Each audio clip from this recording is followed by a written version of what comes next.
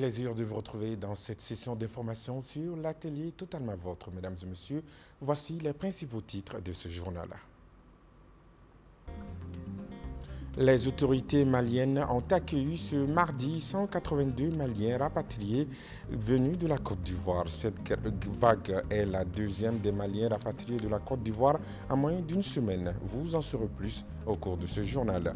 Au moins une vingtaine de combattants terroristes ont été neutralisés dans le cercle de Bankas par le groupe d'autodéfense d'Anna Amasago.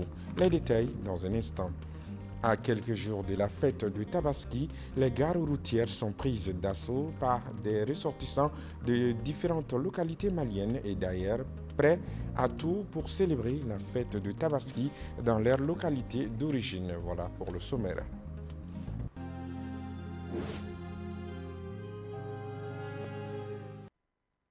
Bienvenue à tous aux informations. Le ministre des Maliens établi à l'extérieur et de l'intégration africaine a accueilli hier mardi 182 Maliens rapatriés de la Côte d'Ivoire. Il s'agit pour les autorités d'apporter le soutien à ces fils du pays dans la difficulté. Cette vague est la deuxième des Maliens rapatriés de la Côte d'Ivoire en moins d'une semaine. La cérémonie d'accueil a eu lieu dans la cour de la Tour de l'Afrique. Le compte-rendu est signé Amadou Diarra.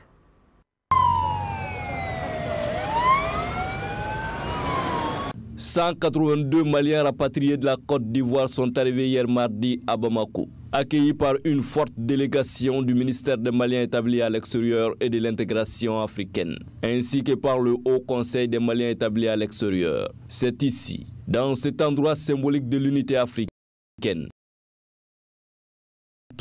Après l'installation, place au mot de bienvenue. Sachez que revenir chez lui, il n'y a pas mieux. C'est pourquoi ça, c'est des leçons que on est en train aujourd'hui, avec votre arrivée, d'adresser à nos compatriotes, que personne n'oublie que quel que soit le temps qu'on a mis dans en tout cas un morceau d'arbre dans une mare d'eau, ne deviendra jamais caïman. Il faut toujours penser à ce choix. On ne peut jamais avoir un pays d'échange.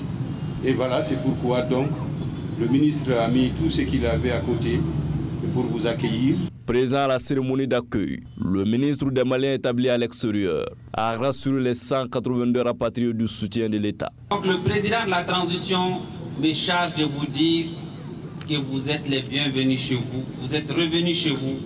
Sachez que toute l'attention nécessaire sera prêtée sur chacun d'entre vous.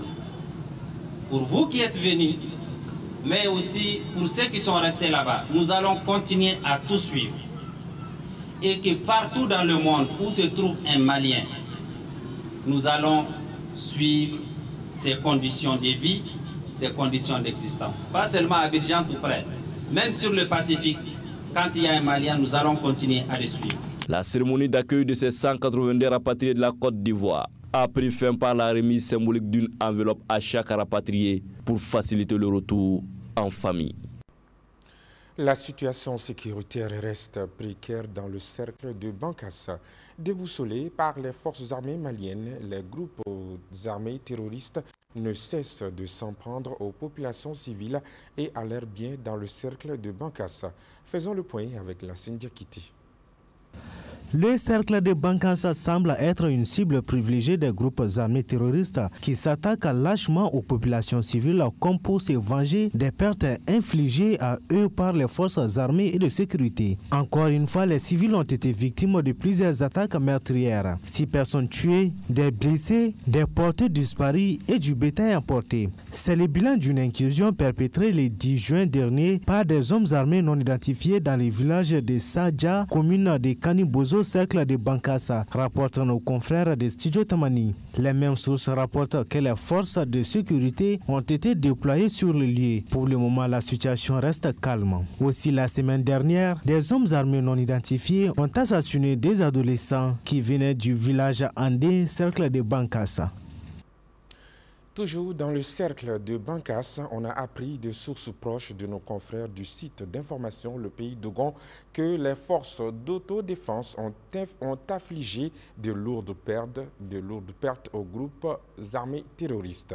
On parle de plusieurs dizaines de personnes tuées le dimanche dernier, toujours dans le cercle de Bankas, comme je vous le disais avant. Suivons l'élément. En effet, les 12 ont frappé fort et le bilan s'élève à au moins 20 terroristes tués, 12 motos et des matériels de guerre saisis. Le dimanche 9 juin 2024, une patrouille du mouvement d'autodéfense d'Anna Amastagou a eu des accrochements avec des éléments d'un groupe terroriste aux environs du village de Djala dans le cercle de Bankas, a expliqué un porte-parole du mouvement au micro de nos confrères de LPD TV. Au cours de l'affrontement, qui a été particulièrement violent, les autodéfenseurs ont, selon notre source, éliminé une vingtaine de malfrats et blessé plusieurs autres. Ils ont également récupéré plusieurs engins et matériel encore exploitables. En cette période de début d'hivernage, les populations de la zone demandaient régulièrement ces patrouilles et les femmes avaient déjà fait, courant fin mai 2024, un large ratissage. Les prix de certaines denrées de première nécessité ont pris de l'ascenseur ces dernières semaines à Kadiolo. Le sac de 100 kg de maïs est passé de 15 000 à 20 000 francs CFA et celui de 50 kg de petits mil est passé de 25 à 35 000 francs CFA. Les consommateurs dénoncent et les commerçants la situation par la rareté de ces denrées sur le marché. Un mois après la signature du partenariat entre l'université privée Alou Koné de Kabbalah et l'université Patrice Lumumba de Moscou, une délégation russe a effectué une visite ce mercredi 12 juin 2024 dans les locaux de l'université Alou Koné. Par cette visite, les deux parties veulent consolider ce partenariat afin de faciliter l'accessibilité des étudiants maliens aux universités russes. À Ouagadougou, Ibrahim Dao, compte rendu. Le partenariat entre l'université privée Alou Koné de Kabbalah et l'université Patrice Lumumba de Moscou se concrétise. Pour preuve, moins de 2 mois après la signature du partenariat entre les deux États, l'université privée Alou Koné de Kabbalah a reçu la visite de moins de 2 délégations russes. Et à chaque fois, la délégation souligne l'importance de ce partenariat.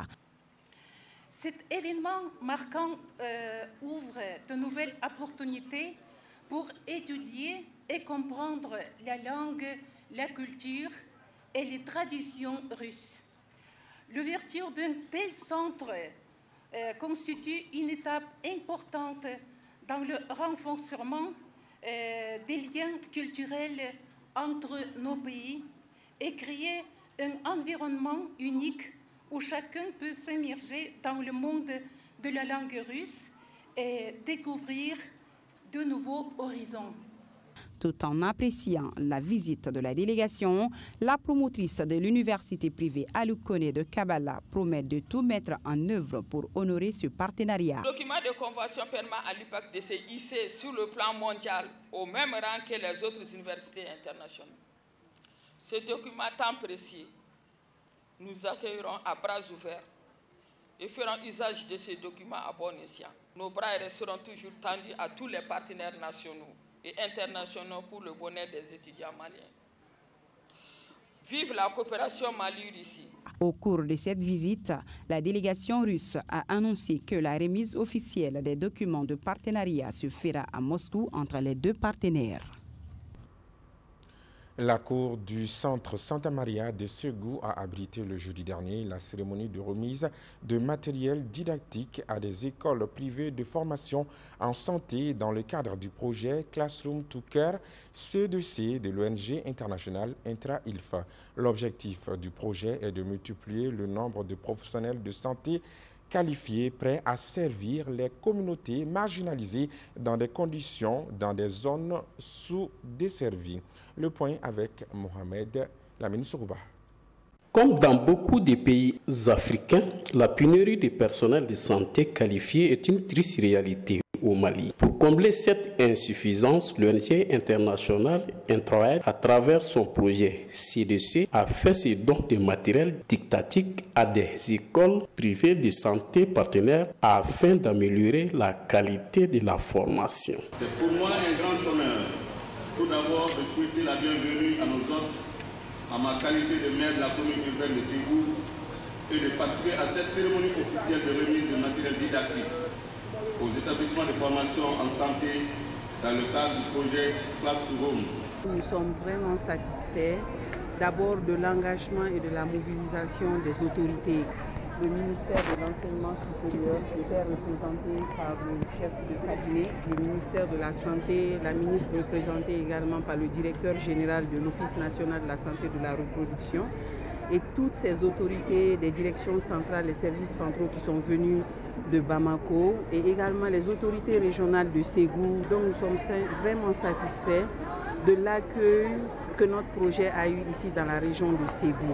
Aussi, ce projet vise à multiplier le nombre de personnels soignants prêts à servir dans les communautés, conformément aux normes de l'OMS. Ce matin, nous avons participé à cette importante cérémonie qui est organisée par l'ONG Intrahelp International pour appuyer son projet qu'elle met en œuvre dans 3 pays, à savoir le Mali, le Niger et le Sénégal, qui consiste à doter les écoles privées de formation en matériel pour leur permettre de mieux former les apprenants qui vont être utilisés sur le marché du travail.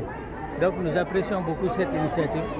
Les matériels et les équipements qui ont été donnés seront utilisés judicieusement pour permettre aux apprenants de mieux parfaire leur formation.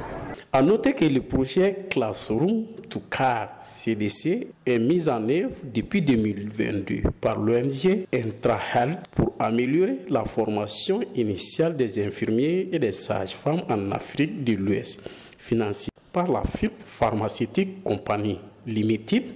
Le projet CDC est exécuté au Mali, au Niger et au Sénégal. À peine l'hivernage commencé, la foudre a déjà fait plusieurs victimes. Après la mort d'un jeune mécanicien à Sikasso, elle a tué cette semaine à Massina une femme alors qu'elle se rendait au fleuve. Accident Diallo pour le récit. Une femme a été tuée par la foudre le samedi dernier dans l'après-midi à Tangafouya, un village situé à environ 20 km de Mahina, dans le cercle de Bafoulabé. La victime, âgée de 48 ans, se rendait au fleuve pour se baigner lorsqu'elle a été frappée par la foudre. Selon des témoignages, elle n'avait pas de téléphone mais portait des tasses en aluminium. Le choc a provoqué une fracture du crâne et la mort de la femme sur le coup. Son enterrement a eu lieu le même jour après la prière du crépuscule. À peine l'hivernage commencé, la foudre a déjà fait plusieurs victimes. Il y a quelques semaines, la foudre avait tué un jeune mécanicien à Sikasso. La victime était à bord d'un véhicule. La série noire continue donc, quand on sait que l'année dernière, plusieurs personnes ont été foudroyées dans plusieurs localités du pays. Il urge de lancer une campagne de sensibilisation pour éviter d'autres drames humains. De fête de Tabaski, les gares routières de Bamako sont bondées de voyageurs, chacun voulant fêter auprès des siens. Mais cette période de grande fréquentation des axes routiers est aussi un moment où de nombreux accidents de circulation sont enregistrés avec à la clé de beaucoup de décès et de blessés. C'est pourquoi les syndicats de transport recommandent aux compagnies de transport le respect du code de la route. Reportage Bakari Msidibé, Mantala Ouattara. Ici, à l'autogare de Sogoninko, en commune 6 du district de Bamako, l'affluence est au rendez-vous comme les autres années. Et certains voyageurs qui sont arrivés à la gare depuis l'aube pour être parmi les premiers passagers du bus. Ces passagers qui ont déjà leur billet en main espèrent regagner rapidement leur destination. C'est le cas de Moussa Koulibaly qui souhaite aller fêter à Bouaké aux côtés de ses parents en Côte d'Ivoire. Voilà, on est vraiment très contents. Ça fait un plaisir de retrouver la famille pour la fête et partager ce moment de convivialité ensemble. De bien manger, de boire, de rigolades et puis voilà, de créer un sentiment social avec des amis qu'on a passé pratiquement toute l'année sans se voir. Et voilà. On a hâte d'arriver en destination, de se reposer pour 2 jours et puis s'attaquer à la fête le plus vite possible. Après beaucoup de mois sans les parents, ou bien beaucoup d'années sans les parents, aller auprès d'eux pour fêter, bon, c'est un plaisir pour moi. Et découvrir beaucoup de choses en famille, surtout au village, on a pris beaucoup de temps sans être là-bas. Voilà, donc c'est un plaisir pour moi. Consciente de l'état des routes et de leurs responsabilités quant à la sécurité des passagers, des compagnies de transport rassurent avoir pris des dispositions nécessaires. Et elle ajoute être en collaboration permanente avec l'ANASER. En contact permanent avec le service ANASER, l'Agence nationale de sécurité routière pour cela. Et nous avons pris toutes les dispositions en bloquant nos cars à une distance, à une vitesse que le chauffeur ne peut pas dépasser, quelle que soit sa volonté. Parce que quelquefois, les populations même crient sur le chauffeur, on est pressé, on est pressé. Nous avons pris toutes les dispositions pour éviter ça. Et nous sommes en train de prendre encore d'autres dispositions en renouvelant non seulement le parc, mais aussi en dotant les véhicules du matériel nécessaire pour éviter que quel qu'en soit ce qui se passe sur la route, que cela puisse être résolu à temps. Même s'ils n'ont pas pris des mesures spécifiques pendant ces moments de grande mobilité sur les voies routières, les syndicats des transporteurs conseillent les conducteurs routiers à être responsables pour éviter les accidents. Nous prenons des contacts avec le commissariat de CCR pour qu'ils nous donnent des agents, pour qu'ils viennent, qu'on travaille ensemble pour pouvoir faciliter les rentrées et les sorties des véhicules, pour que les passagers puissent faire leur déplacement en paix. La question de la vitesse sur les routes, nous parlons de ça avec les différents PDG des différentes compagnies de transport. Et c'est à eux maintenant de donner le conseil à leurs chauffeurs pour qu'ils puissent rouler et respecter les codes de la route. A noter que depuis le début de ce mois de Tabaski 2024, aucun cas d'accident sur les axes routiers n'a été signalé pour le moment. Prions que cela dure. Une famille unie mange dans la même assiette. Proverbe africain. Excellente soirée à tous. À très bientôt.